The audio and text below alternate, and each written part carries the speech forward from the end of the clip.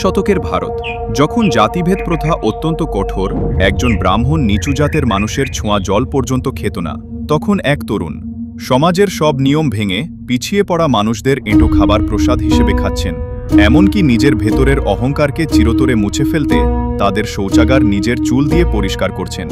1836 সালে হুগলির কামারপুকুরে জন্ম নেওয়া এই ছেলেটির নাম ছিল গদাধর, যাকে আজ বিশ্ব শ্রী রামকৃষ্ণ পরমহংস নামে চেনে। জন্মের আগেই তার পিতামাতা দৈব সংকেত পেয়েছিলেন। প্রথাগত বই খাতার পড়াশোনা তার পছন্দ ছিল না, কিন্তু মাত্র 6 থেকে 7 বছর বয়সেই কালো মেঘের মাঝে সাদা বকের শাড়ি দেখে তিনি এক অনির্বচনীয় আনন্দে অজ্ঞান হয়ে যান। এটিই ছিল তার আধ্যাত্মিক যাত্রার শুরু। দক্ষিণেশ্বর মন্দিরে পুরোহিত হওয়ার পর মা কালীর প্রতি তার ভক্তি এক তীব্র উন্মাদনায় রূপ নেয়। পাথরের মূর্তি তার কাছে জীবন্ত মা হয়ে ওঠে, যার সাথে তিনি কথা বলতেন, তর্ক করতেন এবং নিজের হাতে খাবার খাওয়াতেন। অনেকেই তাকে পাগল বা দেবীর প্রভাবে আচ্ছন্ন বলে মনে করত, কারণ তার আচরণ ছিল তৎকালীন সমাজের সাধারণ চিন্তার একেবারে বাইরে। তার কাছে ঈশ্বর লাভের পথ শুধু একটি ধর্মে সীমাবদ্ধ ছিল না।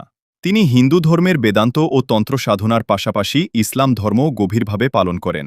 হিন্দু রীতিনীতি সাময়িকভাবে বন্ধ রেখে তিনি দিনে 5 বার নামাজ পড়েন এবং উপলব্ধি করেন যে যিশু ও মোহাম্মদ তার মধ্যেই লীন হয়ে গেছেন। তিনি প্রমাণ করেন যে ঈশ্বর লাভের পথ একাধিক।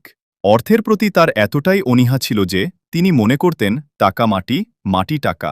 টাকা ছুলেই তিনি শারীরিক যন্ত্রণা অনুভব করতেন। স্ত্রী সারদা দেবীসহ জগতের সকল নারীকে তিনি মা কালীর রূপ হিসেবে দেখতেন এবং তার পূজা করতেন। তার এই পরম উপলব্ধি ও একটিমাত্র ঐশ্বরিক স্পর্শই সম্পূর্ণ যুক্তিবাদী যুবক নরেন্দ্রনাথকে বদলে দিয়েছিল। নরেন্দ্র বুঝতে পেরেছিলেন ইনি কোনো সাধারণ মানুষ নন।